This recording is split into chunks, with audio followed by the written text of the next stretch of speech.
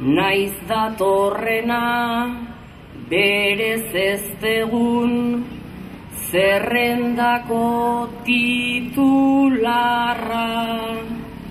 herrigintzan hor aritu zaigu urteetan tirritarra.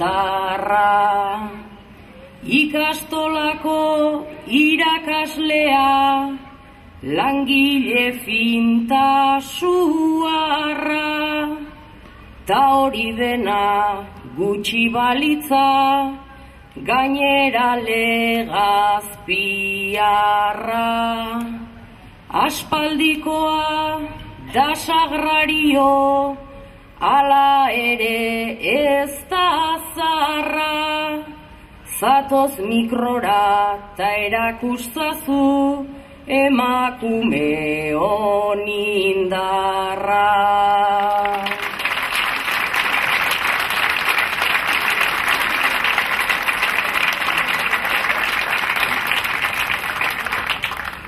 Arratsaldeon, eskerrik asko Nerea, taldein ja gazte sentitzen ez, dagoen ja beste 2 urte galdut ja. Bueno, eskerrik asko gaur hemen zaudeten guztiei, berriz ere, ze postekoa da, hola jendea gure ingurun biltzea, eta horrek ere indarrak ematen dizkigu, pilak kargatzen ditugu berriro, beste untxi horrena bezala, bakarrik kargatzen dien horiek, baina bihotz-bihotzez gure esker beroenak, elkartasuna erakutsi diguten legazpiar guztiei eman naizki dizkigu. Indartsu eta ilusioz beteriko talde bat gaituzue. Hasieratik elkarrekin giro honean lanean. Azken momentuan bada ere, zenik hau seitarritan prestaudet, elkarri lagunduz, lana txukun eta ondo eginez. Olexe da, ez dakit aizkorripen egotek, hori igual traban bat izangoa menditxu eta dalako edo, baino gizarte hontan euskaldunok erakutsi behar dugu kompetenteak gerala. Eta ez bakarrik ezagutza mailan, egoera konplexu baten aurrean, dauzkagun baliabidea guztiak erabiliz, aurre egiten eta ondo egiten, eta horretan saiatuko gara. Ez gara profesionalok, ez gara politikok, baina gure bihotza indartuta dago, zuen indarrak gurekin gaude. Eta horrek, ze esango dizuet, aurre egiteko gogoa ematen digu, ilusio ematen digu, eta horretan ari gara. Egunero zertxo bait eginez. Eta oso denbora gutxian nahi geha egiten. Eta gero gaina esaten dute, garbioko ote garen edo ez, eskanar guztiak, resonantziak pasatu dituzte. Atzo gunitzen naturistaren gana, eskerrak horri eziotela galdetu. Ze omen nagoen garbi. Bueno, sarrera honekin, zematen dut spitzen atea zaidala, ze esango dizuet, lan talde herrikoi baten apustua egiten dugu. Herritarrekin lan egingo duena, gu herritarro gara, gu ez gara politikok. Eta denon interesak defendituko dituena, baina ez genden lasai, nola utziko gendun 4 urte pasatzen, zeinen esku, hoien esku, berriz 4 urte, asko die, eten handiegi izango litzeke, ez da posible, arriskue da. Azken urteotan egindako lana kontuan hartuta, herri guztitan, Urretxun ere lana eginda, Zumarran ere lana eginda, Legazpin ere lana eginda. Eta egiten dien lanak egiten die herriari begira, orokorren, hobekuntzak nahi ditugu, gustora bizi nahi dugu gure herritan, eta gure herritarrokin, eta denok egon behar dugu gustora, ez gutxi batzuk.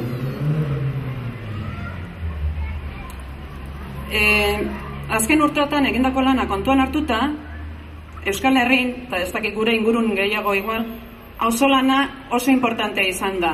Gehien bat igual, nekazaritza giroan, baserri giroan, baina hori mantentzen da, naiz eta geroz da baserritar gutxigo egon, gure talden badaukagu baserritar bat, eta arro gaude gaina, hoiei ere lagundu behar diegu, guk ere pixkat hortik gure arbasoek zuten lanoitxura, oso lanoitxura bata bestearekin, bata beste lagundu, musutruk, gaur zuregatik, bierneregatik, hori bera nahi dugu herrian, zuekin, gu egongo gea hor, aukera ematen badiguzue, eta nahi dugu, ondia pixkate animatu garela, nahi dugu zuen botoa, aukera ematen badiguzue, baita ere behar ditugu zuen aportazioak, ze beharrak ikusten dituzue, guk Gure programetan ikusi ditugu ja batzuk, behar bada orokorrak, baina zuek, zuen auzotan, zuen familitan, zuen inguruan, gertuko eguneroko martxan, ikusten dituzen behar horiek behar ditugu. Aztertu, plangintza bat egin, eta jakin badakigu ez gaudela oso egoera honenean, zorioneko krisia, baina hori tokatu zaigu bizitzea, dauzkagun baliabideekin, plangintza errealak egiten saiatuko gara, eta 4 urte hauetan lehentasunak markatuz, poliki-poliki horiek aurrera eramaten. Baina horretarako, zuen laguntza behar dugu. Denok, auzolanen, elkarrekin lanen, elkar bizitzen, aritu behar gara. Eta bukatzeko, esango nuke hemen euskalduna garela, eta arro gaude, ez abestiak esaten dolako, egia dalako, euskalduna gara, eta arro gaude, arrogea ez barkau. Ez diogu bildurrik lanari, eta gure asmoak zintzoak dira, naiz eta batzuk esan ez diela. Gure asmoak zintzoak dira. Bagenekin nun ematen gendun izena, bagenekin ze konpromiso eskatzen zon honek, eta denetik entzuten nahi gea, batzuk, ara, sagrario bildukin. Ze ondo, lehenengo joan beharko zenuke. Zeatik ez, animok ematen, beste batzuk berriz. Ara, sorpresa handik ez departu, baino sagrariokin bai, engaina o engaitu. Nik zein engaina dut ba. Ni dakiala inoi ez diot kalterik egin, nire bizitza aurrera eraman dut, euskaldun bezala, euskeraz bizitzen, familii laguntzen, lagunei laguntzen, niztaki zeinik, esan beharko diate, ze susteko eman diedan. Eta hemen gaude ere, komunitate bezala, urretxukokin, zumarrakokin, denok elkarrekin, bilduta, eta beraz, hau dena entzun ondoren, Xabierri entzun ondoren, Oianei entzun ondoren, eta azkenik neri entzun da, maiatzaren 22an ez duzue aitzakiarik. Ez pentsa dena eginda dagoela, ze talde jatorrak, ze gazte, eskerrak indar berri daudenik, ez da nahiko, hori behar da, baina zuen bozka behar dugu, bozka zazue bildu, zuen botoak behar ditugu, bozka bildu.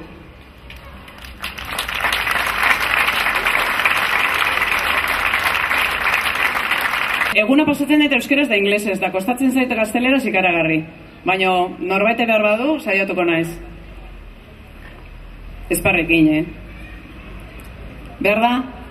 Bueno, unas palabras, no más.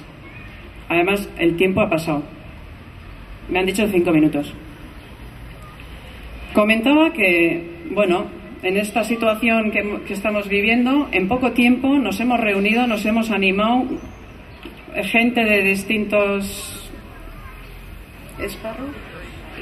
ámbitos, eskerrak taldeari, talde lana, el auzolana, y estamos muy ilusionados, nos sentimos con mucha fuerza, tenemos ganas de trabajar por el pueblo, somos gente del pueblo, somos como vosotros. Somos trabajadores que trabajamos en educación, o trabajamos en el campo, o trabajamos en industria. O sea, no somos gente que tenemos unas licenciaturas, las ciencias políticas, no sé cuántos años de experiencia en el Parlamento y todo. Igual llegamos, Igual les damos un susto. Porque hoy en día las personas competentes no son los que saben más y tienen más títulos. Las personas competentes hoy en día, a nivel de Europa y a nivel mundial, son las personas que en una situación muy compleja utilizan todos los recursos que saben y tienen para salir adelante y salir bien y con la cabeza bien alta. Y yo creo que nos ha tocado demostrar eso y que no queríamos dejar pasar estos 4 años en manos de quién. No, 4 años no, es mucho tiempo. Nos han pasado el escáner, resonancias, todo tipo de pruebas, estamos limpios, lo que vivís en la familia, lo que veis en el barrio, cualquier cosa, necesitamos vuestras propuestas y con el dinero que tengamos, milagros no se harán. No os diremos sí, todo y para mañana, no. Pues miraremos bien y depende de las prioridades, todos ya van, de las prioridades, pues haremos un plan y trabajaremos en ello.